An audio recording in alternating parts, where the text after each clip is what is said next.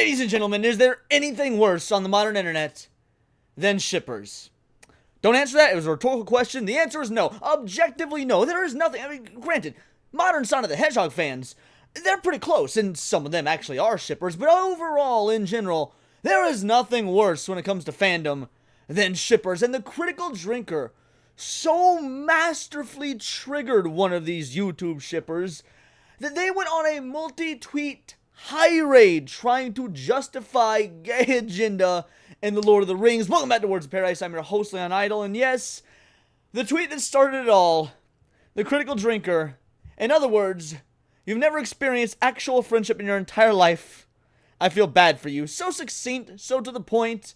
No real Scottish jabs, not like what he does in his videos. Just a sentiment of, if a father was reading this, it would read, I'm not mad, I'm just disappointed. And Jesse Gender, a dude that cosplays as a woman, flipped out, and it was glorious. So we're going to go over these tweets before we do hit that subscribe button. I'm a nerdy news channel. I cover nerdy news every day, and I love dismantling and watching the dismantlement of these freaks that try and twist and alter Tolkien. And this is coming from a Tolkien casual, someone that has read the books, read The Hobbit, seen the movies, and very much enjoyed them. Read the Silmarillion in high school, won't even lie, wasn't a fan. Rage quit Rings of Power after one episode, but I am by no means a Tolkien scholar. I'm just a casual Tolkien fan, and even I know so much of what this broad says. I don't even know what she said broad, because again, this is a dude. So much of what this bastard says is inherently incorrect. So, yeah, it is earnestly hilarious to me how these folks have no idea that shit like Star Trek and modern fandom was literally built by women and queers writing fanzines about how much Spock was repressing how much he wanted to fuck Kirk. Look, I've been a nerd since birth. My father was a nerd. My father was watching anime in the 70s, before it was even called anime, back when it was still called Japanimation, and you had to get the tape shipped over to you, and there were no dubs, and then the subtitles were all fan done. I was introduced to reading comic books at 4 years old. Point is, I know a lot about the history of nerd culture, being raised in it, and been like this from birth, and let me tell you, the women and queers writing these fanzines absolutely did exist. And they were made fun of by even the nerds. Like just imagine this. Picture yourself in the 70s, the 80s, the 90s. You were the picturesque version of, oh, the jocks are going to shove you in a locker. Oh, we have to sit alone at the lunch table. And even they were like, let's stay away from these weird, shippers. They make us look bad. So yeah, I don't think that this theory that that shipping and fanfic is actually what made things like Star Trek and Star Wars explode in popularity. But this is just the tip of the iceberg. So someone, David J. Bradley, but marked with a recusant, whatever, said, I'm forever torn between we need to see more healthy, loving, platonic friendships between men and media, and damn, those hobbits gay as fuck. Now, why are you torn about this? Why do you need the furry-footed people to be gay? Why? First of all, they're best friends. Now, many of you guys have watched my streams. You see that Cookies comes on every now and again. Cookies and I have been best friends since 3rd grade. Let me tell you, there's absolutely nothing more in my life that I would rather not do than fucking, no, that's fucking weird. Best friends are just that. They're best fucking friends. And dudes can be best friends, and not everything needs to be homoeroticized. As funny as it is to make jokes about, these individuals they're honest. I mean, this is what they want, and it's so strange. But Jesse here, Jesse Gender, who I would use their real name, but I don't know it, nor do I care to find out, says these both can coexist. Frodo and Sam are a great representation of an emotional, vulnerable, platonic male friendship. All right, you're cooking. You're saying objectively true things so far. Let's see what else you got.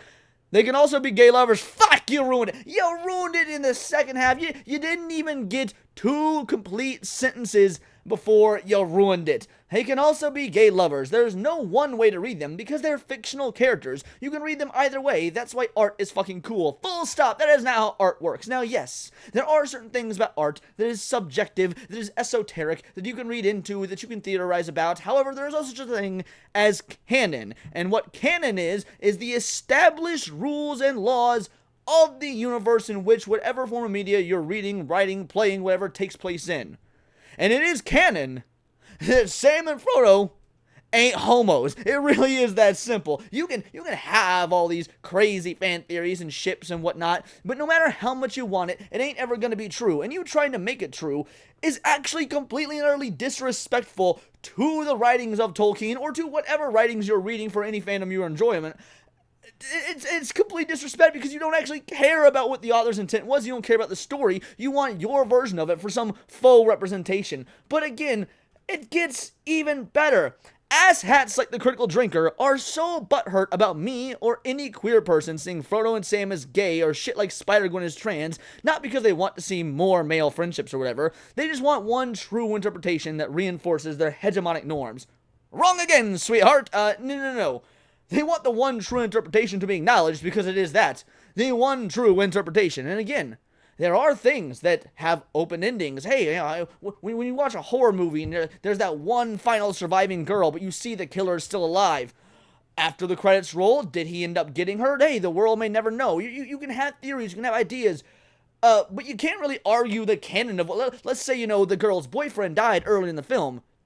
There's no canon that, oh, no, he actually survived. I know we saw him get decapitated by Jason, but he actually survived, and after the credits, he's going to be there to save her. Like, no, the stories are written, characters are written, and to be a certain way, and you should accept them for as they are, because that is what the author intended. Now, whether it's good or bad, that's up for debate. We can debate the quality of the stories, but no, we're not butthurt because we want one true interpretation that reinforces hegemonic norms. I'm gonna be real. I loved the show Arcane. Arcane was gay as fuck. I'm not out here trying to make a headcanon where V was straight. It wouldn't serve any purpose. It wouldn't help the character in any way, shape, or form. V is an interesting, compelling character. And frankly, her sexuality actually isn't even what makes her interesting or compelling, but that is still a part of the character. Point is, no one's butthurt about, queer person, Sam, Frodo, gay. Spider-Gwen's not trans. Frodo and Sam aren't gay. You wanna know why? Because they weren't written as such. And we, actual fans, respect the author's intent and look at what you're doing as just a faux attempt to get clicks based on these modern weird culture war sort of aesthetics that are the equivalent of goth in the 90s and early 2000s. It is a fad that will move on, and you will look like a fool while the rest of us remain true to the original work the entire time that we've been actual fans. But then they go on, they just keep going and going because, I'm gonna be real, while it is a dude cosplaying as a woman, I think this might actually be a woman because clearly it doesn't know when to shut the fuck up. It's honestly really sad. Tolkien argued for accountability in art applicability in art over allegory because he believed in art's ability to reach beyond singular interpretations. You are wrong again. In fact, this is the most wrong you've been the entire X tirade. Beyond singular interpretations, Tolkien famously hated every single adaptation of his work.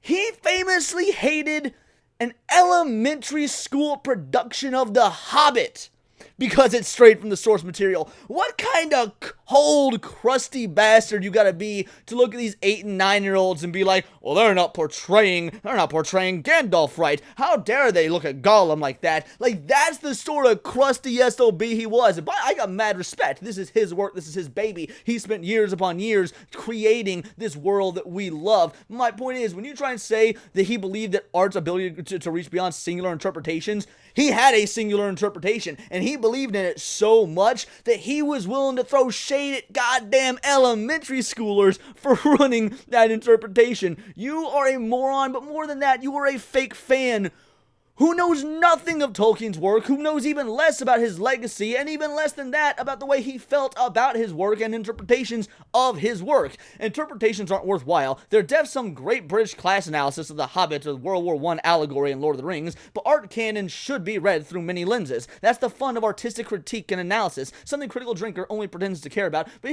you say artistic critique and analysis, but you are not giving critique or analysis. You are reading between the lines to find, if you look for something something hard enough, you will find it. You can look. That's why they'll look for wokeness in anything, for example. And even when there is nothing woke there, they will find it. Again, that's to call out the own side, my own side. However, it happens far more, just as much, if not far more, on the other side. They look, Batman and Robin shared a quick glance at each other. They must be fucking. Does that mean Batman's a pedophile? Because Robin's like 12 years old. You will look for any and every instance to read between the lines and create some sort of fake scenario that you can then pass off as analysis or critique, when that's not what it is at all. Again, it is just you trying to push an agenda or something that makes you feel all warm and fuzzy on the inside parts. That was so gross.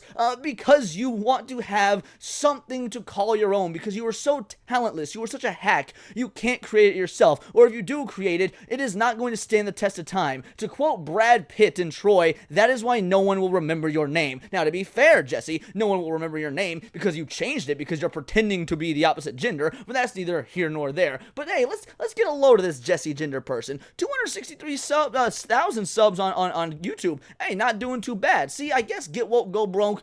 It ain't a thing all the time. Let's see how your view counts are looking. Now, spoiler alert, I've read this. I'm actually appalled. Yay, I am flabbergasted that they are getting the kind of views they are with this level of retardation in their videos. Dreaming of a queer internet, 41,000 views. Zionism, anti-Semitism, and the left, 115,000 views. Zionism isn't fascism. It's more. However, I do find this one funny. From gender identity to sci-fi movie director. 21,000 views. People clearly don't give a fuck that you made a movie. They're very interested in your thoughts on Zionism and fascism, but they don't give a shit about your attempt at any sort of creating something artistic, and that's why I said no one will remember your name. Because even when you did make a movie, even when you did put your own artistic integrity out there, even when you did decide to try and create something, which I do commend you for doing, because it's a very difficult thing to do. I'm sure it's shit, given how, all you seem to care about is gender identity, but at least you tried to create something. It doesn't seem like very many of your fans, seem to give a shit, because 21,000 views on, over 250,000 subs, that ain't exactly the greatest. Oh, sexism is cool? Netflix Avatar remake doesn't understand Avatar? Yes, yeah.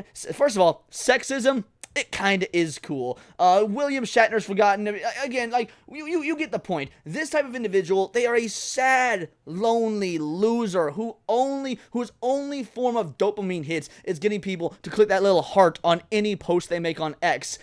And Drinker didn't even have to say anything egregious or insulting. Again, he just effectively said, I'm not angry, I'm just disappointed. And that sent this individual into a tizzy, trying to force, and I mean force, homoerotic allegory into the Lord of the Rings. But real Lord of the Rings fans, real nerds, real people in the fandom who just want to be normal and enjoy these things and hang out at the comic shop and play Magic the Gathering and talk about who would win, Legolas versus Aragorn, they're not having this shit, regardless of where they are on the culture war. They might not actually even be invested in the culture war whatsoever. I guarantee you, you talk to someone, they're talking Legolas versus Aragorn, then some they-them looking mofo walks up and says, but what about Gimli if Gimli transitioned, because then he would have the power of 1,000 women, or some dumb shit like that. Both these mofos, left or right, are gonna roll their eyes and frankly, probably include the individual in the conversation, because we are so bad at gatekeeping. But the point is, yeah, Jesse Earl is a moron and is getting absolutely roasted, toasted, and destroyed on X, and you love to see it. But these are just my opinions. Let me know yours in the comments down below, or let me know on X, where you can find me at Bolt the Word, and please do subscribe. I am a nerdy news channel. I cover nerdy news every day, not always about, the Rings of Power, Lord of the Rings, anything to that effect, but anime, movies, video games, Magic the Gathering, you name it. Check me out on Instagram at wordsofparadise_Leon, and become a member for $4.99 a month. You can join the Discord, choose the articles I go over on a day-to-day basis, choose the videos I react to on my Friday night live streams, and of course, get involved with over 80 other vital idols. We are a bright, beautiful, glowing, vibrant community that I cannot wait to grow even further, because we do care about diversity, but only one kind of diversity of thought. If that's interesting to you, join the Discord, hit subscribe, and until next time, it is all here in the Nerdosphere. This has been Words of Paradise.